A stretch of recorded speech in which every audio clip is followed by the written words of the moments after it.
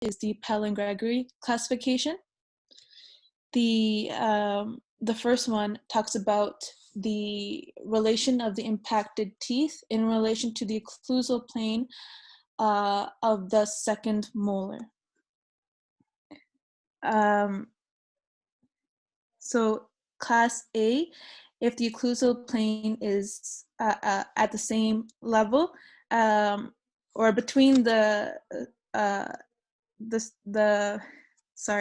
cervical margin and the occlusal plane of the second molar, it would be classified as level A.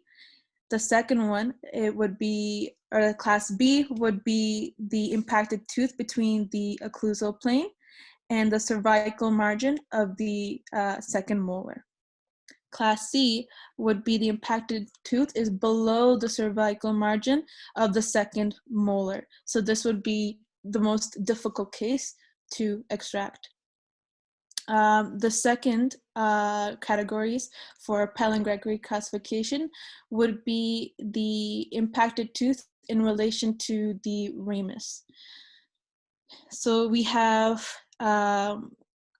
class 1, where the impacted or the sufficient space available between the anterior border of the ramus and the distal aspect of the second molar, and it's less than the mesial distal length of the crown of the third molar.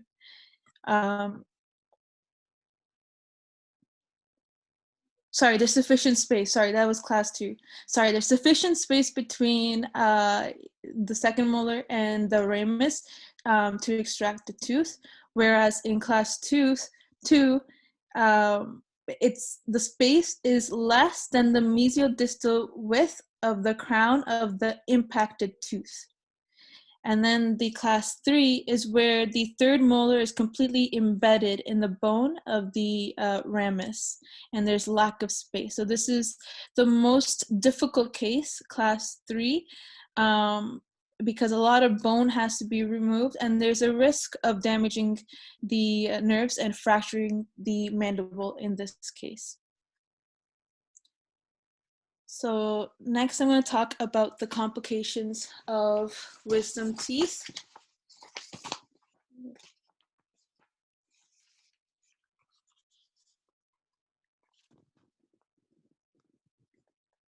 So the most common complications and the ones that the paper has discussed is postoperative pain, swelling, trismus, so inability to open your jaw, wound infection, alveolar osteitis, where the alveolar is inflamed and causes excruciating pain, trigeminal nerve injuries, for example, permanent or temporary altered tongue or chin lip sensation, fracture of the mandible, as we had discussed, wound descents, and reactionary bleeding. I'm also going to talk about flap designs. So flap designs are designed so that we can get access to the third molar easily and try to, well, this article talks about comparing different flap designs in relation to complications that could occur. So they want to see which flap design can decrease post-op complications from extracting third molar teeth. So the various flap designs that they have discussed are the triangular flap design and the modified envelope flaps, pedicle flaps. So they have a collection of articles that are comparing the different types of flaps. So this is a schematic of how the flaps look like. So for example, the envelope flap, there's a circular incisions, and then it goes distal from the second molar to gain access to the impacted tooth. The other one that it primarily talks about is the triangular flap, which is over here, where there's a mesial incision just after the papilla between the first and second molar, around the circular margin of the second molar, and then again distally, so that you have access to the impacted tooth. Another frequent flap is the bayonet flap, which is more anterior. It's kind of like the envelope flap, except it's more anterior than the envelope flap, and it's also exits more obliquely as well, distally to the second molar. So in relations to the studies, when we put it together, what it found was that it found that the triangular flaps are associated with reduction in alveolar osteitis at 1 week and pain compared to the envelope flaps. I didn't find any difference in overall infection rates and maximum mouth opening, and there was low quality evidence that there's residual swelling was slightly increased in the triangular flap groups. And these were the findings that were in the articles. So you can see over here in the articles, they found that the triangular flap decreased the complication of alveolar osteitis compared to the envelope flap. And over here, the pain at 24 hours as well, it was less in the groups for when you did a triangular flap to remove the third molar compared to the envelope flap. However, it was found that the quality of the evidence, basically the summary was that if you change the position of the cut on the gums, that you could reduce the dry socket and pain after surgery. But the article did mention that the quality of evidence was not that great because the risk of bias was moderate to high, where there was none that was at low risk of bias. So he had to take that into account as well. And that's the end of my presentation. Thank you very much, Dr. Namat. Thank you very much, Dr. Aman. You know what, it's great that you actually only had 2 days to do this, right? And yeah, you guys, if I had more time, I'm so sorry. Don't worry, there will be more times. There will be other times that you will.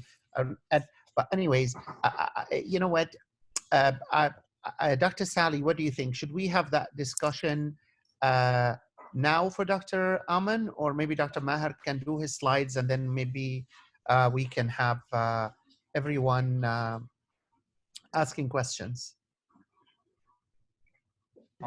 I feel that maybe people would forget their questions, so maybe just address them now, and then we can switch gears to Dr. Maher. Right. So guys, if anybody has a question, how about if you put it on the chat, maybe that's probably be the best way.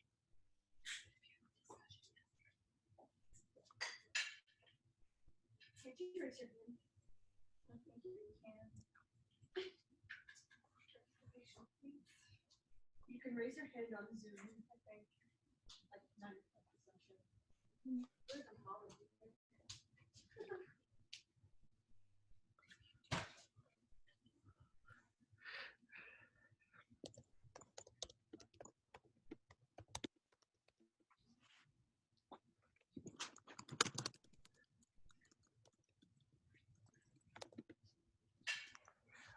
Okay.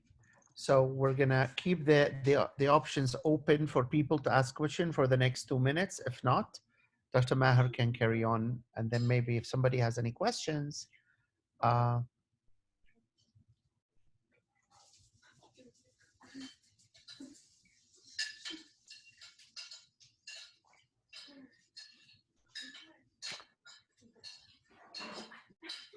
going once, going twice. Okay, so whoever has questions, they can ask on the next after the next session. So now we can go to our beloved Dr. Maher. Maybe Dr. Sally can help Dr. Maher to share his screen. Do you have some slides, Dr. Maher? Yes. All right, wonderful.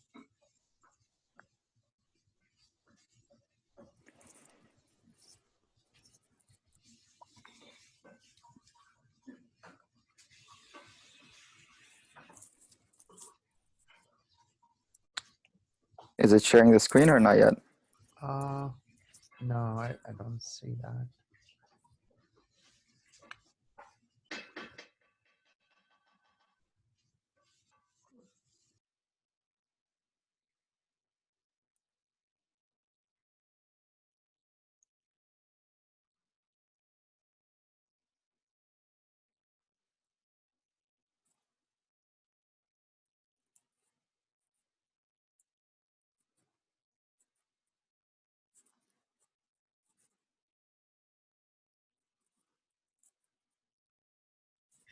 I don't know if Dr. Sally can help.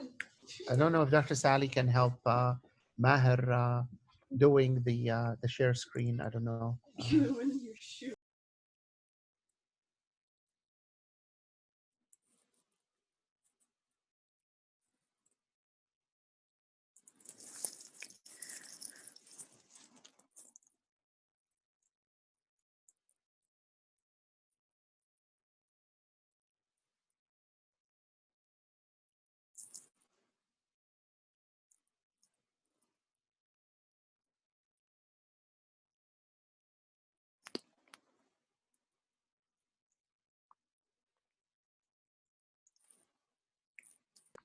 We can see the screen right now, Dr. Maher. All right. Yeah, All right. great. Perfect. Perfect. So for now, we just like mostly our next slides we just be talking about some comparative studies about some of the techniques that we usually get to use for the removal of mandibular wisdom teeth. Kind of to expand on what Dr. Aman was saying or was ending with about the triangular versus envelope flaps, mostly about regarding, even though it is more exposure and incisions for triangular flaps, about how much difference it would make, whether it's in post-op infections, maximum mouth opening, or even like altered permanent sensation or anything like that. Uh, Triangular flaps, basically, they have like a 71% reduction in alveolar osteitis, reduction even in pain at the first 24 hours. Residual swelling, as Dr. Mann was saying, does slightly increase with the triangular flaps, but pretty much no difference regarding infection rates, maximum mouth opening, or even any altered sensation to that. One of the other techniques, obviously, is using the retractors during the surgical procedure. Pretty much it's a low quality evidence on any temporary altered sensation or whether it's a permanent altered sensation at all. That's usually up to 1 month. There is a study that reported that it does not persist for over 6 months, if that happened at all. Another thing we'd be probably talking about mostly is the irrigations, comparing to high or low volume irrigations and manual and mechanical irrigations. What are their outcomes regarding, obviously, again, infection, post-op pain, swelling, or maximum mouth opening? Mostly it wouldn't make such a difference whether you were using high or low volume irrigation or whether you were going with manual or a mechanical irrigation. Regarding, obviously, alveolar status and post-op infections. Regarding bone removal, there wasn't any conclusion or like any evidence supporting any different kind of techniques in bone removal. I would be hoping if you could expand about that, Dr. Hassan, at the end, about the different techniques for bone removals, if there is any advantage for one rather than the other.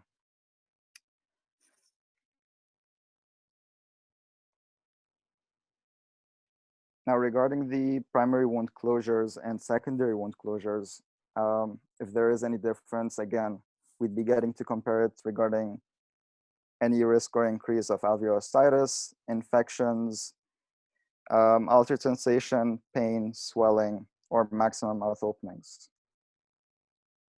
Mostly there is still insufficient evidence about that one technique is kind of superior to another. Usually within that first week, but there is some evidence that secondary wound closure has reduced pain at the first 24 hours and even slight swelling reduction at the first week.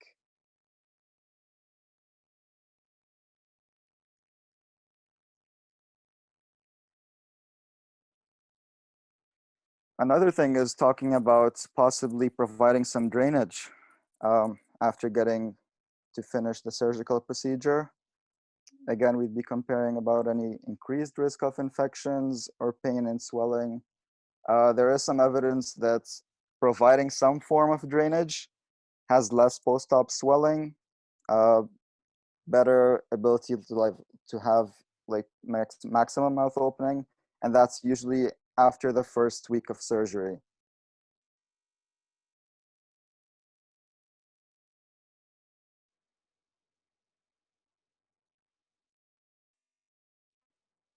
Another point they were talking about, and possibly we'd be able to discuss that more with Dr. Hassan, is there was some talk about the coronectomies and compared to having a complete extractions. And that's usually like discussed or talked about more whenever we're getting to like weigh the risks and benefits. They were obviously discussing that more when there's a greater risk of having any damage to any adjacent nerves or like anatomical structures like that. But there's still no evidence that's kind of one technique, whether it's to extract the tooth entirely or just doing a coronectomy, would benefit more than the other. In regards, obviously, to any adverse effects regarding any nerve damage, pain, swelling, or obviously any alveolar osteitis. And the last thing that I also wanted to discuss was that there was some evidence discussing the use of PRPs or PRFs in sockets to reduce the incidence of alveolar osteitis.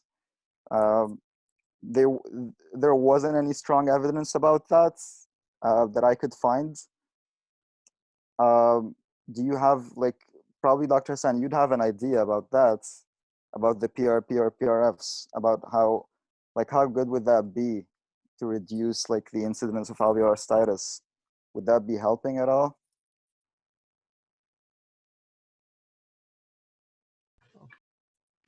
Okay. Thank you very much, Dr. Maher. Is there any other slides at all, or this is? No, that's pretty much it. Great, thank you. I will address all your concerns in a minute. First of all, if you can unshare your screen, and Yep. if anybody has any questions at all, that would be great, right? So we can address the questions. It can be any questions to do with wisdom teeth. I'm sure a lot of us here within the group, a lot of us do wisdom teeth extraction. There is a question from Dr. Marjan in the Right. chat. Would you like to say it, Dr. Sally? What are the ways to reduce probability of nerve damage and class C impactions? Right. Would like any of the speakers answer that questions?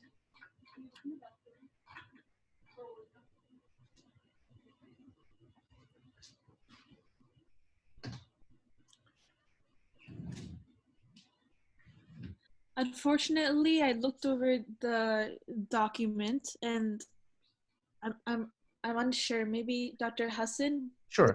So I mean, I'm gonna answer that. It's gonna take me. So here's what we always have to think. Whenever we talk about nerve damage, we have to say what are the nerves that are there in the area we are working. So the major nerves that we are dealing with are lingual nerve and inferior alveolar nerve, and obviously to a certain extent a long buccal. There hasn't been any reported of differences in quality of life or anybody bothering about long buccal, not that I'm aware of. Obviously there is the chorda tympani, but that is going to be part as well of the lingual nerve. So as anybody is going to advise you, the best way to avoid damage is to not have a damage, because most of the times we classify lingual nerve damage as done through the surgery of being iatrogenic in nature, apart from the nerve damage associated with your needle, right? So meaning is that there is no reason for you to damage the lingual nerve, because we should know where it is, and then our surgical technique should avoid even coming close to it. So if we address the lingual nerve injuries, it's either going to be in three categories. A, injury through the needle. And unfortunately, there is no way for us to identify where is that. Daniel Haas, has written an article about that. It's a meta-analysis and report of literature of all the cases of nerve damage that was in North America. I urge everyone to read it. I will share it with the group tomorrow, hopefully. And then what he says, it says it's impossible. And even a guy called Pogral, with a coworker of Schmidt as well, studied the damage through the needle. And they said that it's impossible for anybody to control damage through the needle, just simply because, you know, it's you're going blind to give the needle. Even if you do that, there's a little bit of anomalies. So if you do that, and usually if there is going to be a damage, it will be the lingual nerve versus the inferior alveolar nerve, just because of the number of vesicles. And if we talk about the peripheral nerves, if we still remember that, the vesicles in the lingual nerve are less, meaning is that you only have one nerve axon, that it's big at a higher level in the lingual nerve versus at a higher level where you're going to inject. The inferior alveolar nerve has multi-vesicles. So if you inject, you're always going to hit the lingual nerve. That's why when you hit and patients feel electricity, they will tell you, oh, I felt the electrical shock in my tongue. They don't usually, they sometimes say lip as well, but mainly is the tongue. And Pogral and Smith said, if that happens, usually you will have 2/3 of the times damage to the lingual nerve, and 1/3 of the time it happens to the lip. Most of these cases, they do heal, but some of them, they actually don't.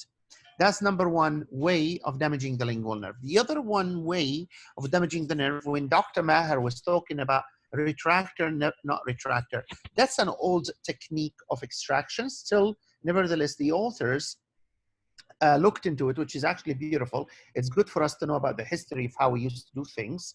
And when people used to do that, they used to be very wary of the lingual nerve. So what they used to do, they used to raise up a lingual flap, and they used to put a retractor so that their instruments wouldn't go ahead and damage the lingual nerve.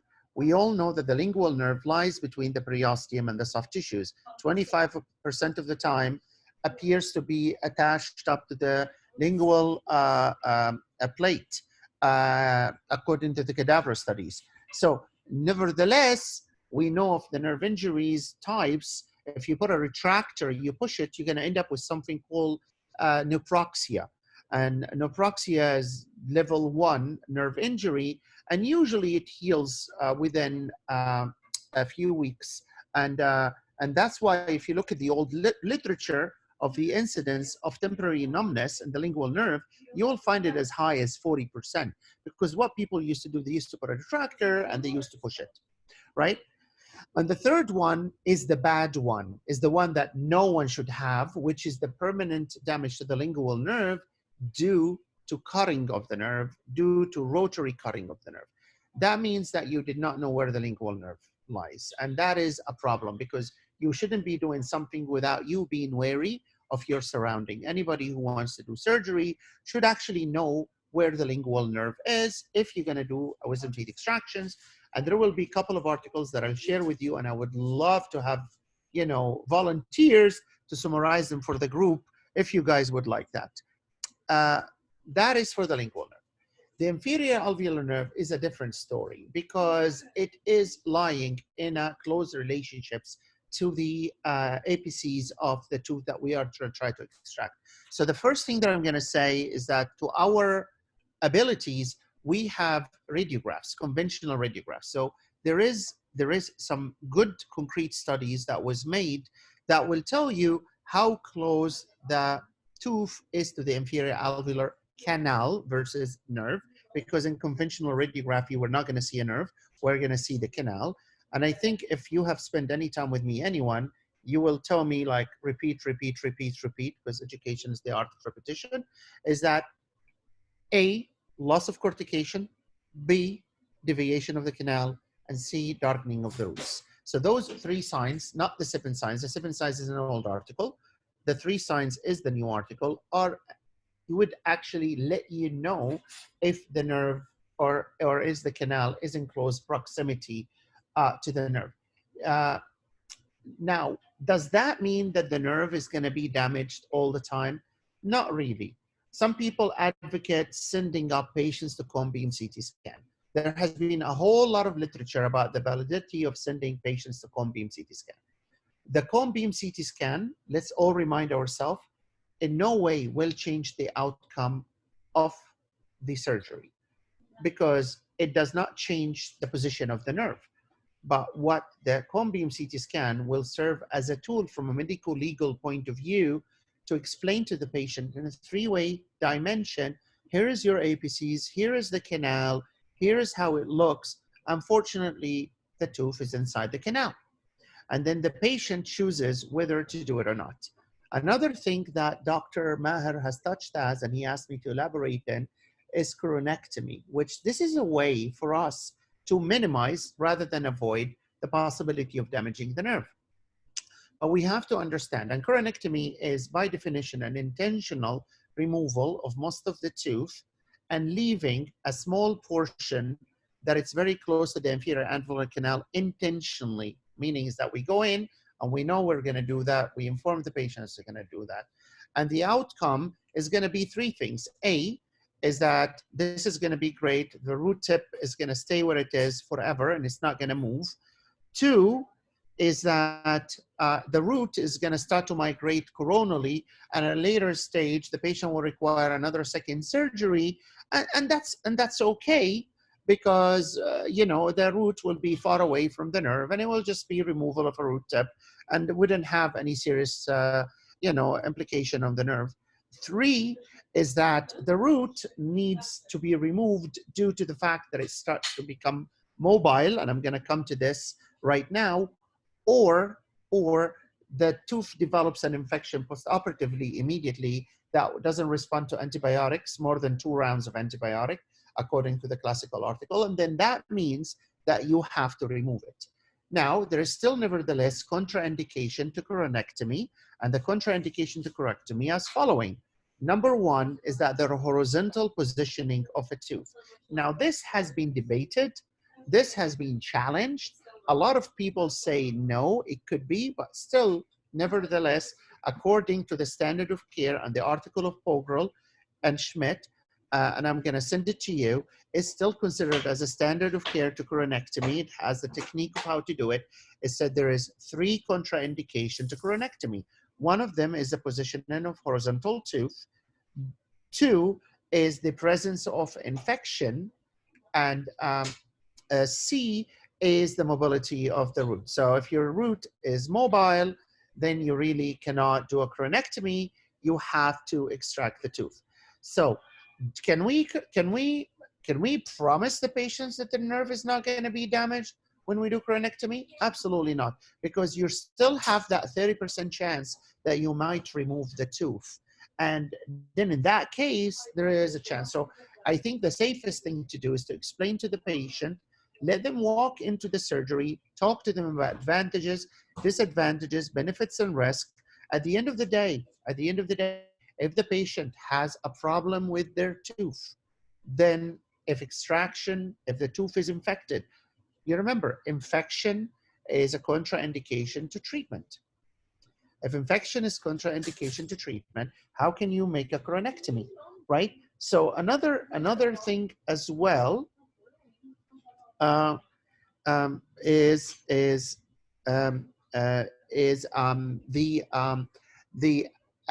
Maher has asked me to elaborate is the PRF.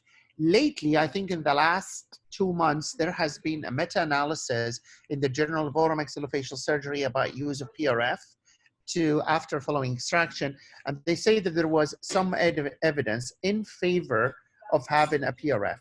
Well, PRF by nature is nothing more than a clot that has more a fibrin clot, and we know what fibrin is, and we know what fibrin process in inflammation, And we know how fibrin can act as a matrix for all the bone generating cells to start to generate bone, and has got a lot of growth factors in it. My only worries is the overkill. Number one, is that meaning is that you're doing something that is supposed to be the less is more. That's number one. Number two is the possibility of infection, because whenever you do anything that's got to do with blood, you always have to be wary of blunt-borne pathologies. I personally don't like it, but do I use it when I use socket preservation, or we use sinus lifts? Absolutely, there is some evidence with that. To answer the question, yes, there is some form of evidence. Are we big advocates of it in our group? I don't think we are. But again, some people have different opinions. There is no right and there is no wrong. I hope that answers the question, Dr. Marjan. Any other questions at all?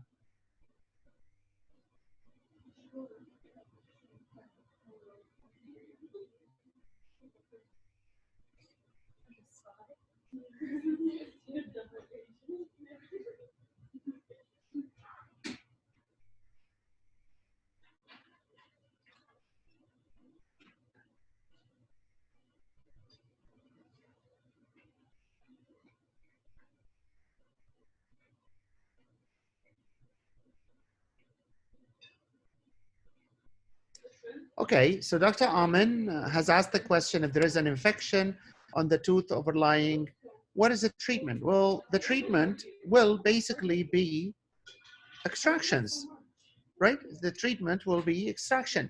Again, some people might say you can give antibiotics, you can open it up, you can clean it, and then come back and do it. Some people even did that with success. But again, if we are gonna, it's like anything else in life, right? There is, if you wanna follow the standard of care, so the standard of care is Pogral article, the one that it was published in the Journal of Oral Maxillofacial Surgery. That's why everybody goes for as a standard of care, and it states infection as a contraindication. So, has people did a coronectomy and it worked? Yes. But again, you're running serious risks. You're operating in an infected site, and you know, and you leave in part of the tooth that it's infected, that can have worse problems rather than just nerve damage, right?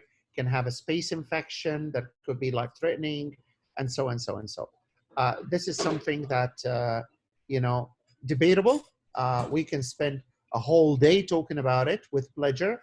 I'll be able to do that, but if you want to go to the contraindication in the article, it's the three things that I've mentioned.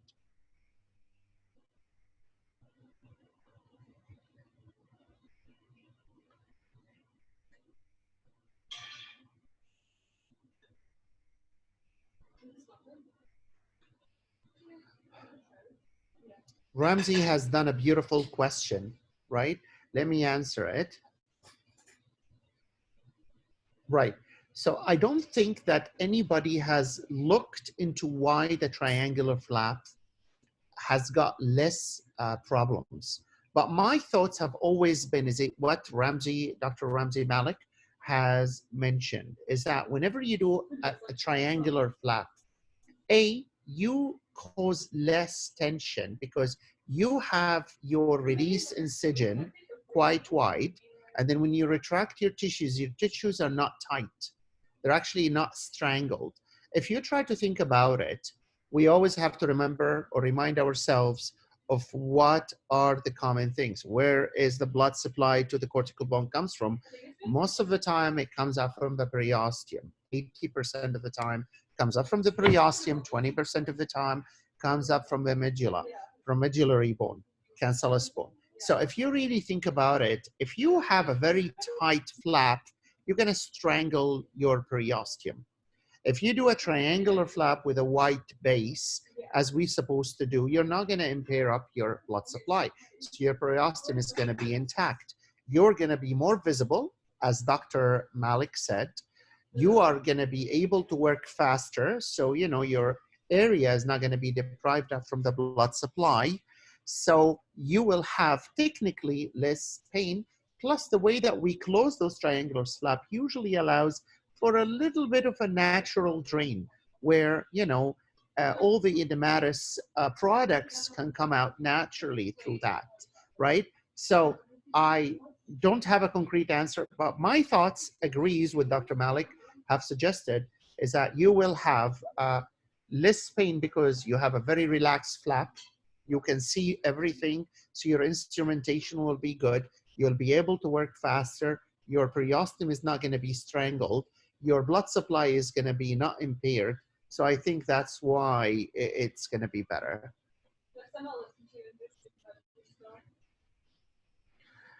Right. So Dr. Usman says, what successful is operolectomies of the treatment of pericoronitis? Operolectomy is something that used to be done, not aware that it's still being taught. I think some of the perio programs still be big advocates. It goes out, Dr. Usman, to the position of the lingual nerve. As our knowledge starts to improve little by little about the position of the lingual nerve, I'm a little bit wary of doing a operolectomy, because 15% of the time, the lingual nerve lies on the distal lingual cusp in the flap of the tissues, on the distal lingual cusp of the 8. So that's exactly where your operolectomy is going to be. So 15% of the time, you run the risk of damaging up the lingual nerve. So is it worth it, right? And most of the time, if you look at the old data, I believe it's old data operolectomy, you'll find out that it does come back again. So you're going to need to do it again. So I'm not a big fan. I don't think people are still doing it. An emergency procedure, if you say, okay, so then what would I do if a patient comes to me and he has a pericoronitis? I think that would be a follow-up question, would be just to simply numb the patient, get up a correct the area very well, right, under local anesthetic, and then irrigate the area with saline, right, and assess if there is evidence of pus.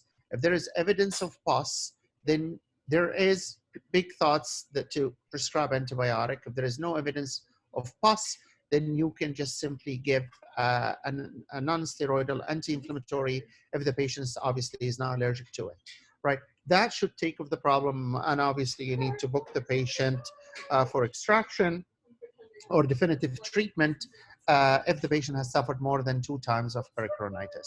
That is the treatment of choice if that happens. I hope that helps.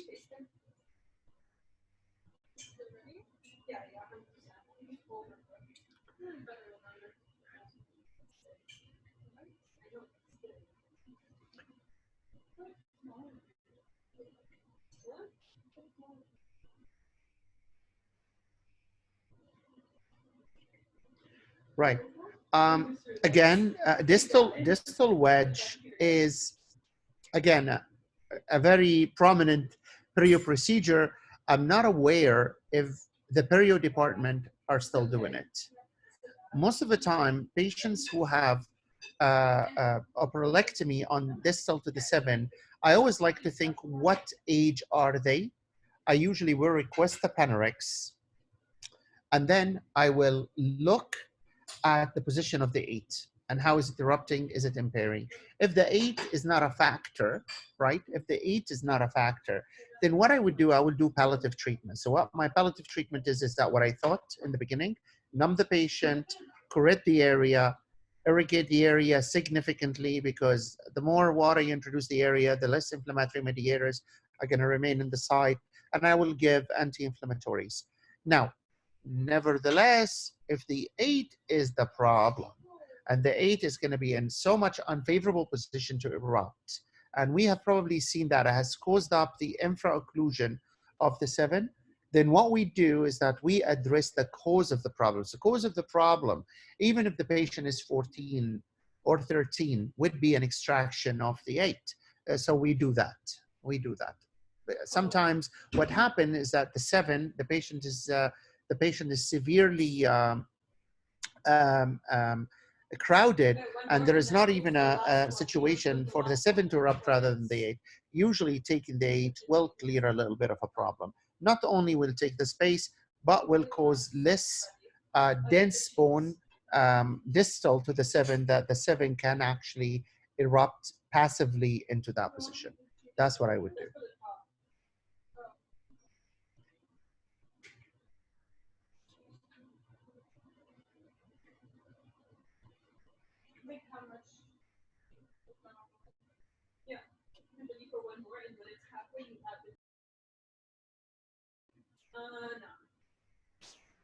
Any more?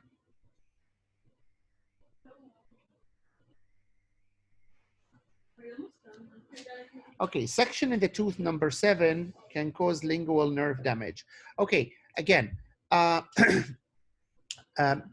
we have to understand where the lingual nerve to answer this question, right? So I'm gonna share 2 articles with you if you guys want, and maybe Dr. Niba in about 8 weeks can present this one since that he asked. So Dr. Nima, you know, once you asked, you're gonna have to take it, right? So that's not fair. Then people will not ask questions. Maybe they're not ready to present. Okay, fine. So he didn't volunteer. He was voluntold. So it's just gonna be okay. So it's gonna be very quickly. Okay, it's I'm gonna share an article with you. It's very difficult. What they've done is that they have done reference points, 2 studies, one through an MRI, one through cadaverous dissection. They have done reference points to get the relationship of the lingual nerve into. One did the dissection, the other one did the MRI. And what they have found that there is a whole lot of variation where the lingual nerve is. But what is always been proper is that the length of the lingual nerve as it comes up to the retromolar pad until it reaches the point where it goes into the floor of the mouth usually is about 3 centimeters. Now where it is vertically, like going up coronally, apically, a huge variation. Can it cause? Well, maybe. So the best way for you to do is that when you are cutting your tooth number 7, not to section all the way, but rather section 2/3 of the crown and then use your elevator and kind of separate the roots manually. Probably this is the most safest way that everybody advocates. And again, as I'm telling you, damages do happen to certain structures, right? Complication, they do arise. And that's why we have all this data about complications. Still, nevertheless, as we evolving in our knowledge about anatomy, we as respectful to the human body, before we inflict damage in a controlled manner, because the surgery by definition is a controlled trauma to the body, before we inflict trauma to the body that we're gonna perform surgeries on, we should be wary where our surroundings, where we are, where is our surroundings. So we should actually be wary of that. Once we be wary of that, the complications numbers will go down, down, down, down. Hey, I'm gonna tell you something. Lingual nerve injury through the needle, it happens. Happened with Dean Haas. He wrote an article about it. It happens with Bogrel, one of the best surgeons of the world. He wrote about it because this is something that it's beyond everybody's control. But what those people don't have, or they probably wouldn't have, will be the cut of the lingual nerve iatrogenically because they were not wary of the lingual nerve. That's why when we raise our flaps will always be buccal. So when we write our notes, we say BFTF, means buccal full thickness flap raised. We don't say full thickness flap raised. We say buccal full thickness flap raised. So that's why it's one of the things, right? So this is what it is.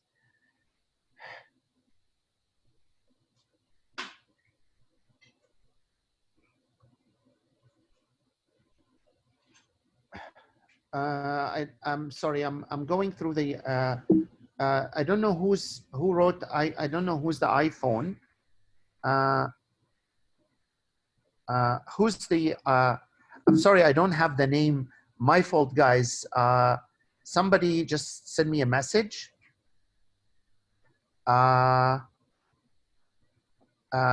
Is there a new technique of more conservative procedures to remove lower versus impact lower molars, and what percentage and what causes? May I ask who's this person? I only have an iPhone. I'm sorry about that. I mean, What is the name of the person?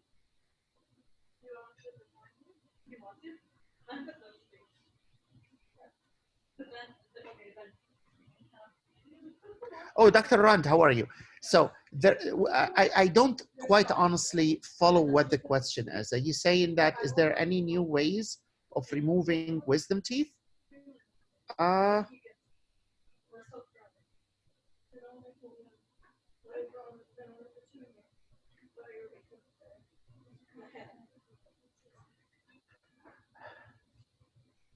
Okay, I don't know if there is any, I think the only... I think she means if there were other options apart from extraction. Well, the other options is coronectomy.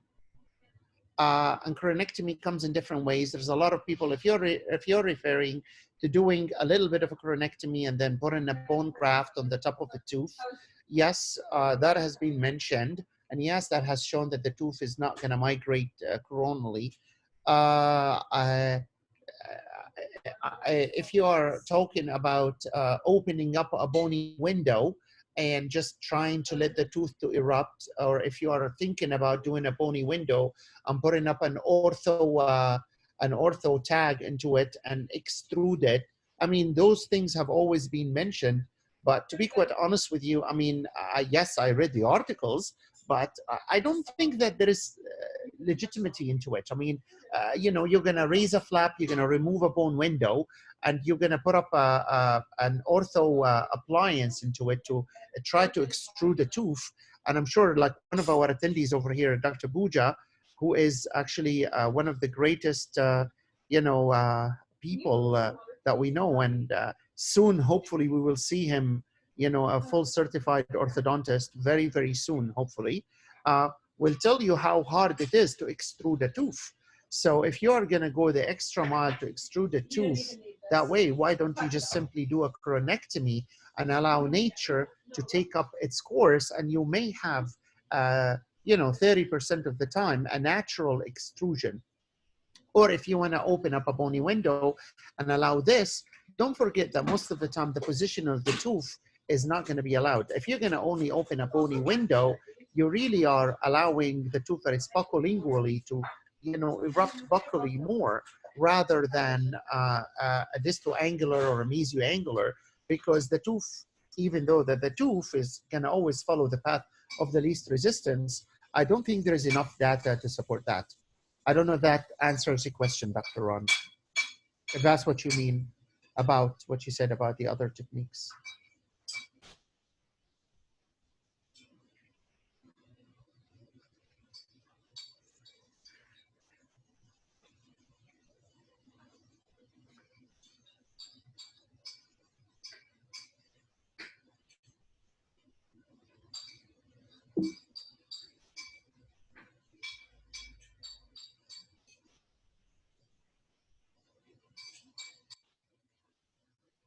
So since Dr. Sally is our police officers, Dr. Sally, did we finish, are we in compliance with the 1 hour requirement for the points? Yes, we are.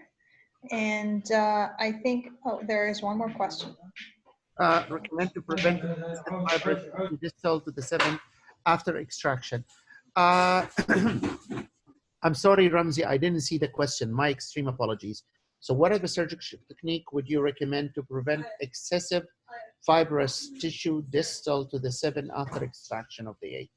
Technically speaking, you shouldn't have fibrous tissue, though that it may happen. And I think it may happen to your, through to your flap design.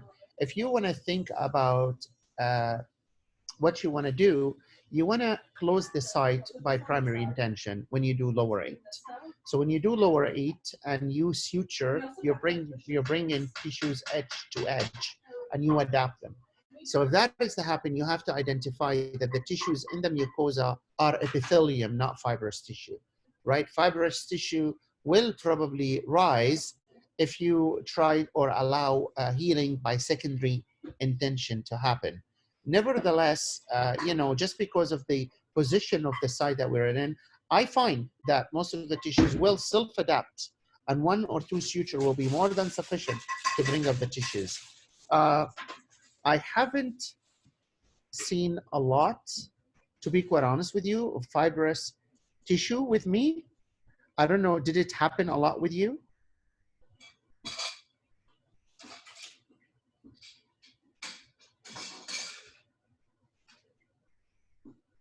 Dr. Ali said, are steroids,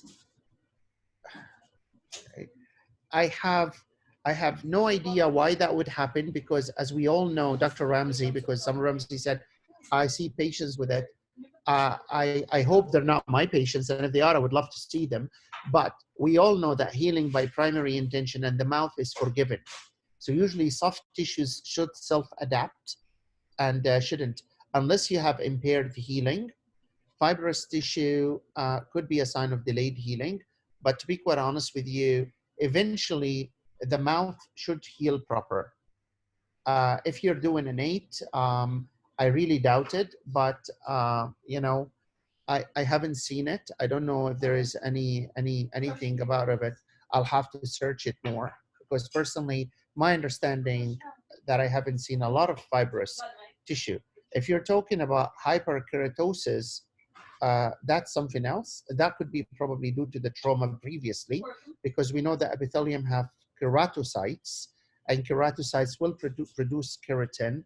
And if you leave up the top tooth and you leave up the, if you take up the bottom 8 and you have the top tooth on the top and the supra-eruption and the chewing and all that, that could cause this. If that's what you mean, the answer to that's maybe assess the case and maybe extract up the opposing tooth, if that's what you're referring to. So Dr. Ali have said something about evidence with steroid. Yes, there is actually an evidence that injecting one of our actually guys who was, you know, a PhD student at U of T has done a very nice, beautiful study about the, his last name is Dajani, just to make Dr. Nagam happy. His name is Muhammad Dajani.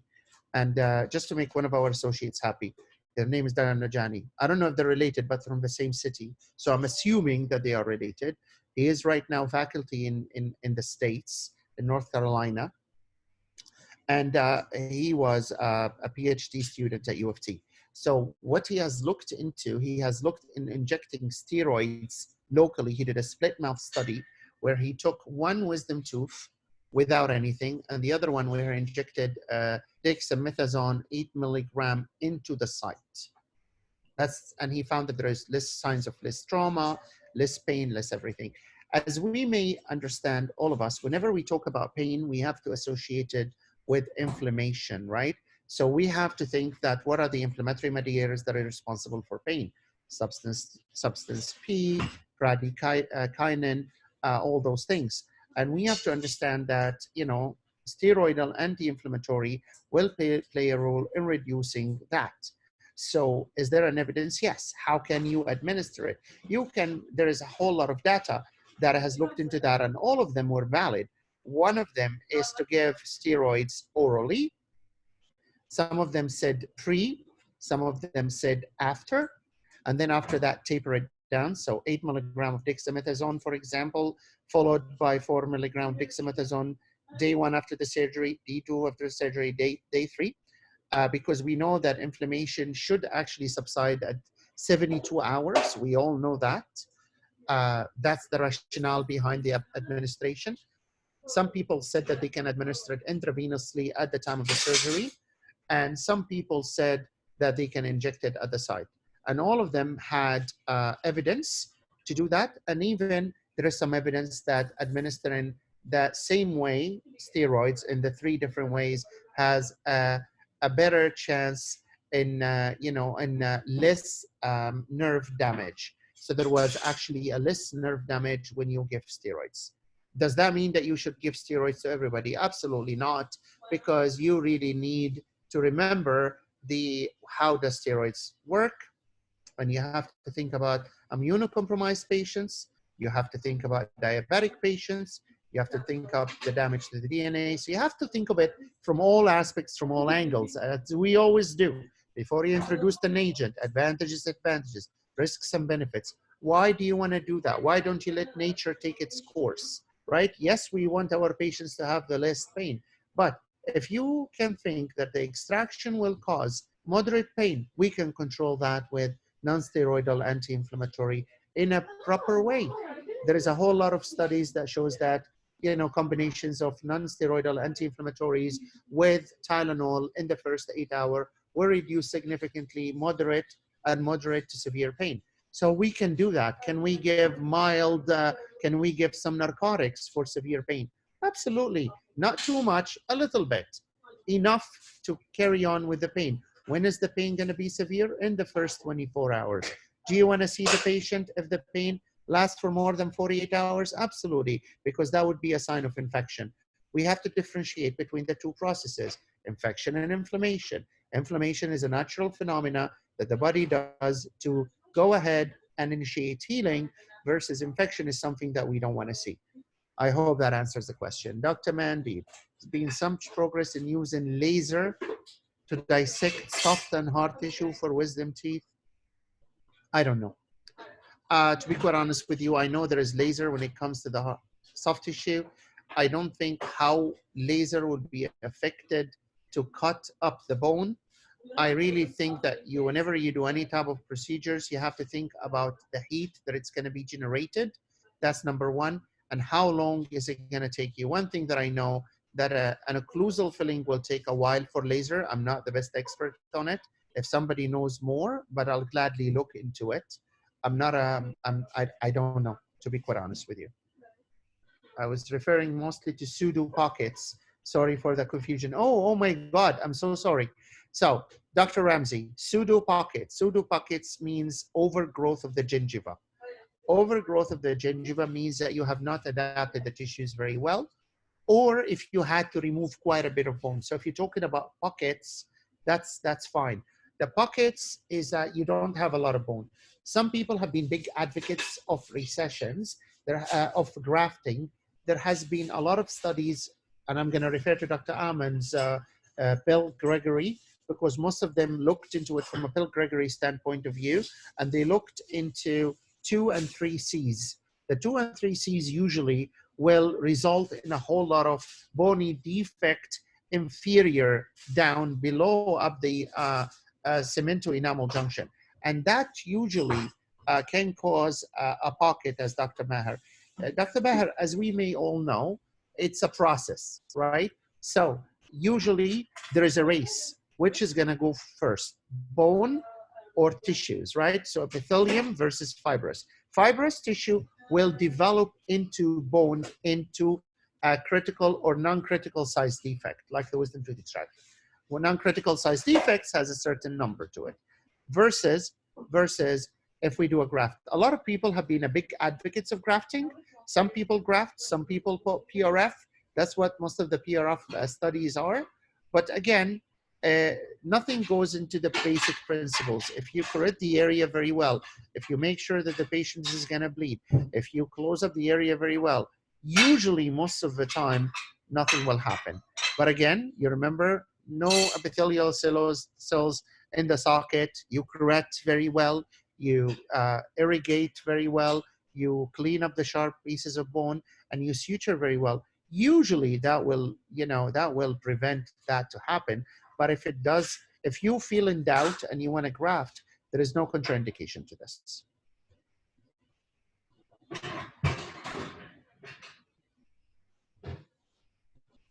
I hope that helps.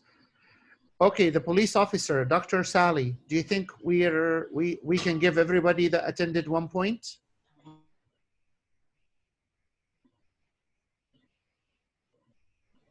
Yes, definitely.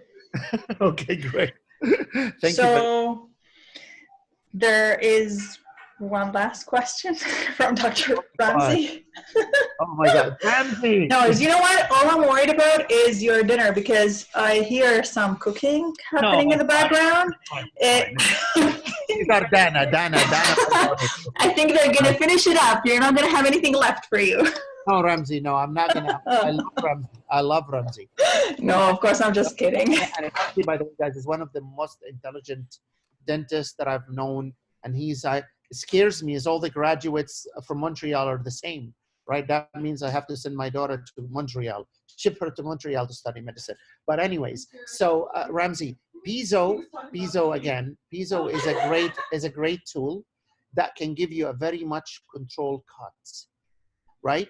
And yes, some people use it to remove bone because it can reduce the chance to damage soft tissues when you do the procedure.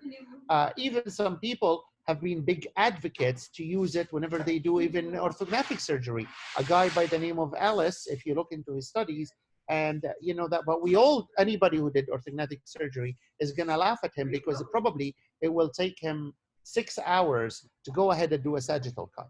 Now, still nevertheless, has people been using it? Yes. Now, it's all about purpose. If anybody talks with me, my mind thinks always purpose. What is the purpose? When we use piezo, the purpose is that we need to get a controlled cut because it's different than the burr. You can actually use like a micro saw, or like you can even use a burr. It's going to take you a while to do it. So that means that your flap is going to be exposed more. And there is an association from the time of retraction. A guy by the name of Dawson has looked into this, and he said that the more you retract your flap, the more you keep your flap up, the more chances you're going to have swelling, pain, bleeding, bruising, the stuff that we don't like, right? As we all know, the more retraction of your flap is, the more pressure. Where is the blood supply comes up for the cortical bone? It comes up from the periosteum. So if you are worried about damaging up the soft tissue, you're absolutely correct. But again, isn't that what we're doing? We're doing what we're doing so we can teach ourselves how to raise a very good flap, how to retract it, how to protect it so that our burr doesn't iatrogenically cut into the periosteum.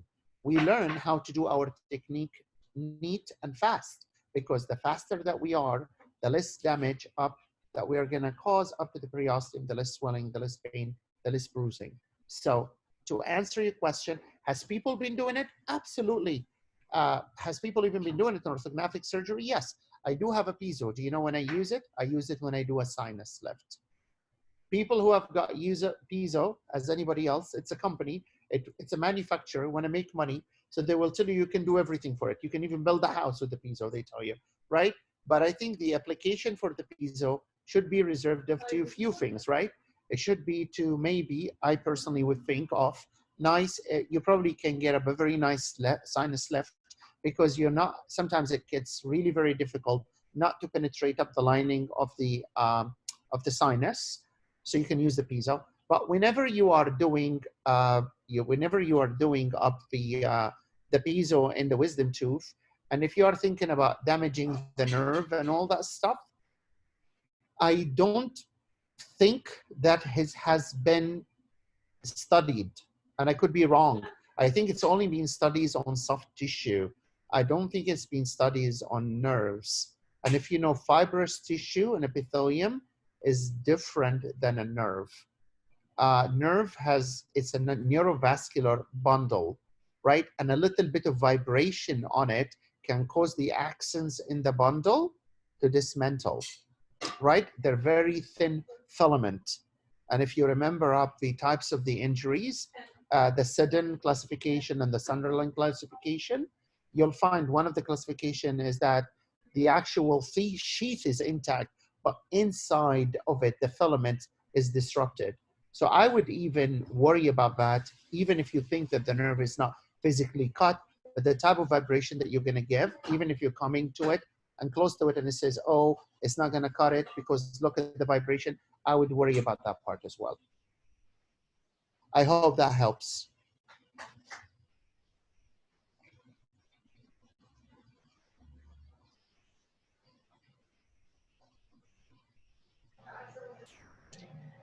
So Dr. Sally wanted to see what is the next topic going to be.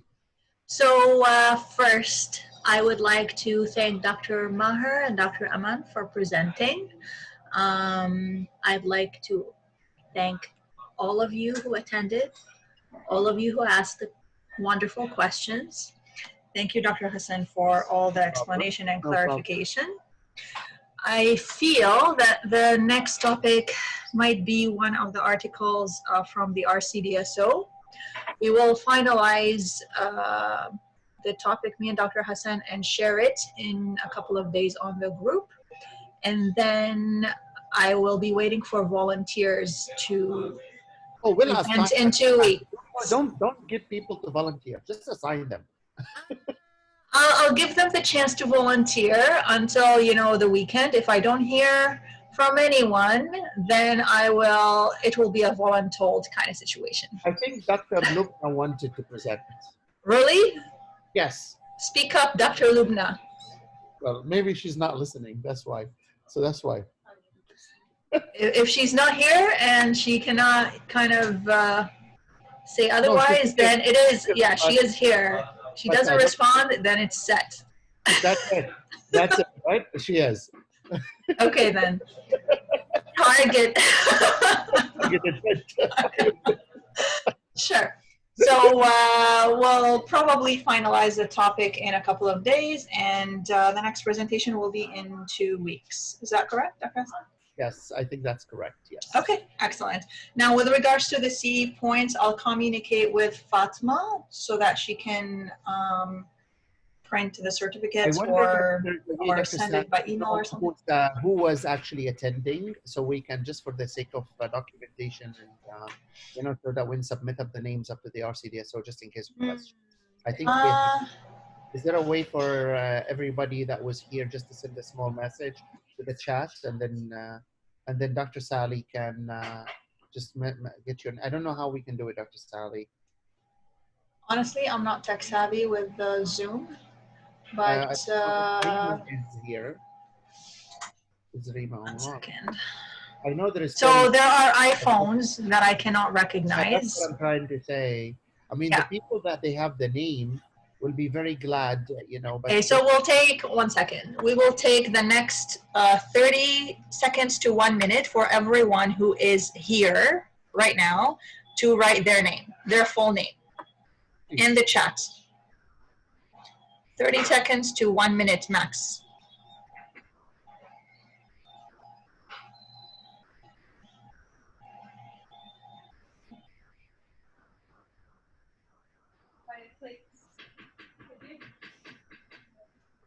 Even for Hannah?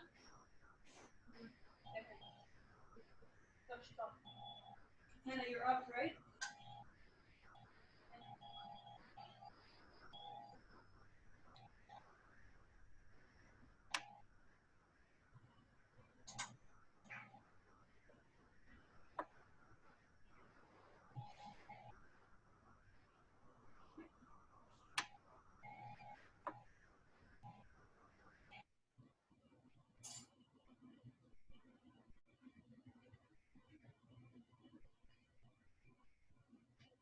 I feel like I added chicken stuff.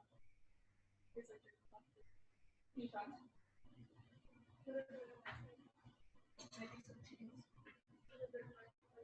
Huh? You added more? Can you make it not dry? Is that good?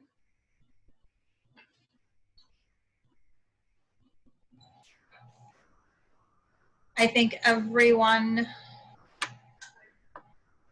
I know Dr. Asmar. No, still more. We have. Asmar was definitely in. I'll give it a few more seconds.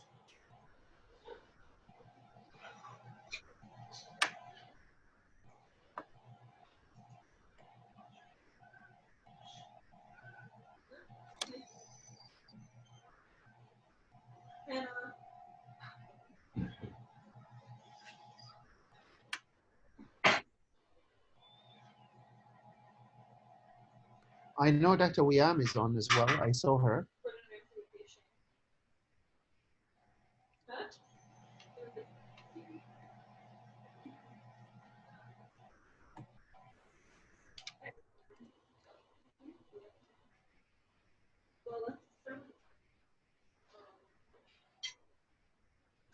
So again, if you just left, you know, the group for any reason and you came back just to make a copy or something, we're asking you to write down your name on the chat so Dr. Sally can keep track so they can issue up the continuing education point, please.